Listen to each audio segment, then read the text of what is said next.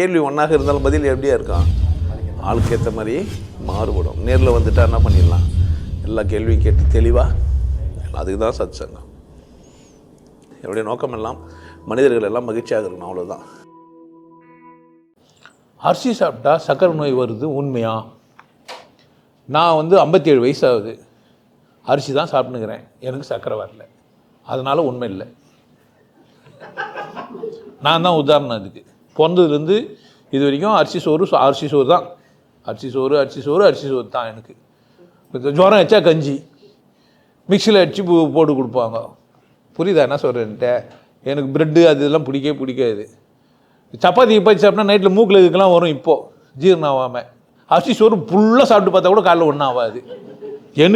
எனக்கு சொல்கிறேன்பா. அதனால் அரிசி சோறு சாப்பிட்டா சக்கரைலாம் வராது. அனுபவமாக சொல்கிறேன்.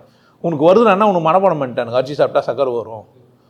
அரிசி சாப்பிட்டா சக்கரை வரும்னா நம்ம என்ன பண்ணலாம், ரேஷன் கல்லில் அரிசி வாங்கி போட்டு சர்க்கரைக்கு காப்பி பதில் அரிசி போட்டு குடிச்சிக்கலாம். ஏன் சக்கரை வரும்ல, அதனால் காப்பி தூள்லாம் போட்டு 2 ஸ்பூன் அரிசியை போட்டுன்னு வச்சுக்கோ, அது என்ன வந்துடும், அவ்வளோ காப்பி பதில் நம்ம அரிசி போட்டோன்னா இல்லை சக்கரை சாப்பிட்டுக்கலாம். அப்படிலாம் சக்கரை வராது. நம்மளால் சொல்கிற காஞ்ச மிளகா கூட சக்கரை தான். எதை சாப்பிட்டாலும் குளுக்கோஸாக மாறி உள்ளே போகுது, அது வேறு விஷயம். அரிசி ஒரு நல்ல உணவு. சீனாவிலையும் இந்தியாவிலும் மக்கள் தொகை அதிகம். ஏன்னா அரிசி சாப்பிட்றாங்க. எப்படின்லாம் என்ன கேட்குறது, இதுக்கு மேலே அது என்ன பண்ணணுன்னு பார்த்துக்கோ. அப்போது ரொம்ப வீரியமான ஒரு உணவு இருக்குதுன்னா என்ன தான் இது, அரிசி தான். புரிஞ்சுச்சா என்ன சொல்கிறது? இங்கேருந்து வெளிநாட்டுக்கெல்லாம் போனால் ரைஸ் பவுல்னு ஒன்று செஞ்சு விற்கிறானுங்க. அவன் எப்படி இருந்தாலும் கொஞ்சம் அரிசி சாப்பிட்றான். ஏன்னா ரிச்சு சாப்பிட்டா நல்லா புசுன்னு இருக்கலாம். வாரிசு இல்லைன்னு சொல்ல முடியாது. எப்பா வேறு எதனா சாப்பிட்டு இல்லைன்னா ஏன் பிரச்சனை கிடையாது. நல்லா அரிசி சாப்பிட்டா சக்கரை வரும், கோதுமை சாப்பிட்டா சக்கரை வராதுன்றதெல்லாம் போய் அதுக்கு சம்மந்தம் இல்லை. மற்றது ஏதோ ப்ரொமோட் பண்ணோம். நீ மண்ணு சாப்பிட்டு நல்லா இருக்கிற, ஆனால் என்ன பண்ண மாட்டாங்க, அதுக்காக என்ன பண்ணுவாங்க, அரிசி சாப்பிடாத, ஏற்றுமதி செய்ய மாட்டாங்க. மாட்டுக்கறி சாப்பிட்டா நல்லது, மாட்டுக்கறி சாப்பிடாதன்னுவாயா, ஏற்றுமதி பண்ணணும். அரிசி சாப்பிட்டா நல்லது, உன்னை சாப்பிடுவான் நானுவான். இல்லைன்னா என்ன பண்ணுவேன், நீயே நெல் வச்சு நீயே வச்சுனா எங்களுக்கு எப்படி கிடைக்கும்? அதனால் சாமியாருங்களை யாருன்னா விட்டு சொன்னால் என்ன பண்ணுவானுங்க, மாட்டுக்கறி சாப்பிடாதுன்னுவானுங்க. நீ என்ன ஆகிடுவேன், கறிமீன்லாம் ஏன் சாப்பிடாதுன்றானுங்க. ஏன் ரிச் ப்ரோட்டீன் எங்கே இருக்குது? அப்புறமா என்ன, நம்பர் 1 ஃபிஷ்ஷு, நம்பர் 1 நண்டு, நம்பர் 1 கறியெல்லாம் எங்கே? எக்ஸ்போர்ட் தானே. காப்பி கூட குடிக்கக்கூடாதுன்னு எதுக்கே? நீ காப்பி இப்போ கை வச்சுட்ட, எல்லாம் நீங்கள் காப்பி குடிக்க ஆரம்பிச்சு நாங்கள் எப்படி குடிப்போம்? எங்களுக்கு எந்த பயிரும் வராது எங்கள் ஊரில்.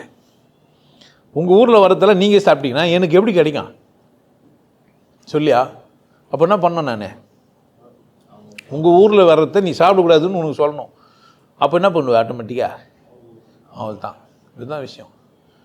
எனக்கு கேட்டேன்னா எல்லாத்துக்கும் என்ன சாப்பிடுங்க. நம்ம ஊரில் எல்லாத்துக்குமே அரிசி தான். ஃபங்க்ஷனு அப்படின்னாக்கா அரிசியை ஊற வச்சு அதை நல்லா தட்டி சக்கரை போட்டு கொதிக்க வச்சு அதிரசம் ஸ்வீட்டு அப்படி தானே அரிசி ஐட்டமாக இருக்கும். அரைச்ச மாவை அரைப்போமா இடியாப்போம்னா இது அரிசியை திரும்ப அரைச்சி என்ன பண்ணுவாங்க, தோசை இட்லி என்னென்ன ஐட்டங்கன்ற எல்லாம் அரிசிலேயே இருக்கும் எல்லாம். அப்படி தானே முறுக்குண்ணா மேக்சிமம் அரிசி என்னென்ன பண்ண முடியுமோ பண்ணுறது. அடிசீன் ஆகிடும் அதுவே. புரியுதா? எனக்கு வயசு 57 58 ஆயிடுச்சின்னு நினைக்கிறேன். 5 மாதம் வந்துச்சா.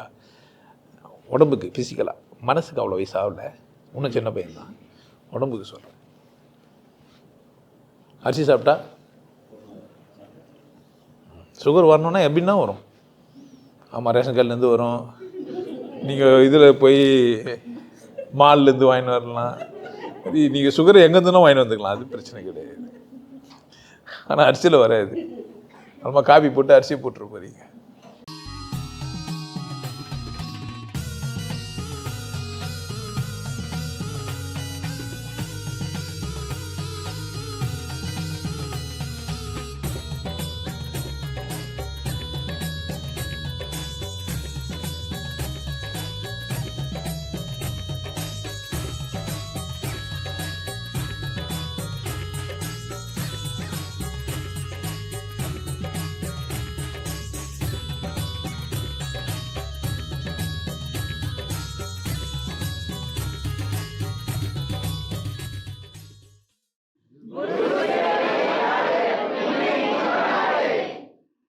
நல்லா இருங்க, சிறப்பாக இருங்க, கொண்டாட்டமாக இருங்க. உங்களை நீங்கள் மதிப்பு மிகுந்தவராக மாற்றுறது உங்கள் கையில் தான் இருக்குது. நல்லா இருங்க. நான் ஒரு வாய்ப்பு என்னை பயன்படுத்திக்கலாம். நல்லது.